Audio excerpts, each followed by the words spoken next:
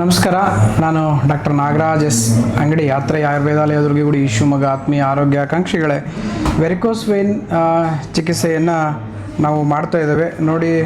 ಇವರು ಪಕ್ಕದ ಡಿಸ್ಟಿಕ್ನವರು. ಸುಮಾರಷ್ಟು ವರ್ಷದಿಂದ ಅಂದರೆ ಒಂದು ವರ್ಷ ಸುಮಾರಲ್ಲ, ಒಂದು ವರ್ಷದಿಂದನೂ ಇವರಿಗೆ ವೆರಿಕೋಸ್ ವೈನು ಮತ್ತು ಇಚ್ಚಿಂಗು, ಬಲ್ಜು, ಈ ಥರದ್ದು ಭಾಳಷ್ಟು ಸಮಸ್ಯೆ ಇತ್ತು.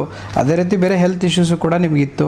ಸೊ ಅದಕ್ಕೆ ಚಿಕಿತ್ಸೆ ಮಾಡಿದ್ದೀವಿ. ನೇರವಾಗಿ ಅವರಿಗೆ ಕೇಳೋಣ. ಈಗ ಸುಮಾರು 1 ತಿಂಗಳು 2 ತಿಂಗಳಾಯಿತು ಅನಿಸುತ್ತೆ, ಈಗ ಮೂರನೇ ತಿಂಗಳಿಗೆ ಬಂದಿದ್ದಾರೆ. ಏನು ಬದಲಾವಣೆಯನ್ನು ನೀವು ಕಂಡ್ರಿ, ಏನೇನು ಬದಲಾವಣೆ ನಿಮ್ಮ ಆರೋಗ್ಯದಲ್ಲಿ ಆಗಿದೆ ಅನ್ನೋದನ್ನು ನಮ್ಮ ಆರೋಗ್ಯ ಆಕಾಂಕ್ಷಿಗಳೊಂದಿಗೆ ಹಂಚ್ಕೋಬೋದಾ? ಅದು ಮುಂಚೆ ಈಗ ಸ್ವಲ್ಪ ಪರವಾಗಿಲ್ಲ ಸರ್, ಈಗ ಆರಾಮಾಗಿದೆ. ಮತ್ತು ಓಟ್ ಟೈಮು ಸ್ವಲ್ಪ ಇತ್ತು, ಈಗ ಆಲ್ಮೋಸ್ಟ್ ಕಮ್ಮಿ. ಏನು ಬದಲಾವಣೆ ಆಗಿದೆ ಇಲ್ಲಿ? ಇದೆಲ್ಲ ಸ್ವಲ್ಪ ರೆಡ್ಡಿಶ್ ಆಗಿತ್ತು, ಇದೆಲ್ಲ ಫುಲ್ ಕಮ್ಮಿ ಆಗಿದೆ. ಇಚ್ಚಿಂಗ್ ಕಡಿಮೆ ಆಗಿದೆ, ಬಾವು ಕಡಿಮೆ ಆಗಿದೆ, ಆರೋಗ್ಯದಲ್ಲಿ ಗ್ಯಾಸ್ಟ್ರಿಕ್ ಕಡಿಮೆ ಆಗಿದೆ, ತಲೆ ತಿರುಗ್ತಿತ್ತು, ಮೂಲವ್ಯಾಧಿ ಸಮಸ್ಯೆಗಳೆಲ್ಲ ಇದ್ವು, ಹೀಟ್ ಜಾಸ್ತಿ ಇತ್ತು ಬಾಡಿದು, ಅವೆಲ್ಲದರಲ್ಲೂ ಬದಲಾವಣೆ ಬಂದಿದೆಯಾ?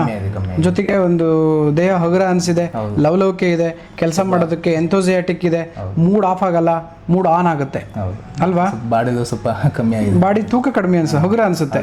You will be active towards work ಅಲ್ವಾ?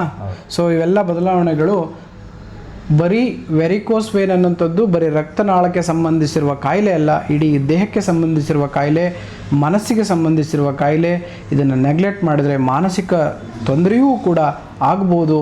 ಸೊ ಇವೆಲ್ಲವೂ ನಾವು ಭಾಳಷ್ಟು ರೋಗಿಗಳನ್ನು ನೋಡಿದಾಗ ಇವನ್ನು ನಾವು ಗಮನಿಸಿದ್ದೇವೆ.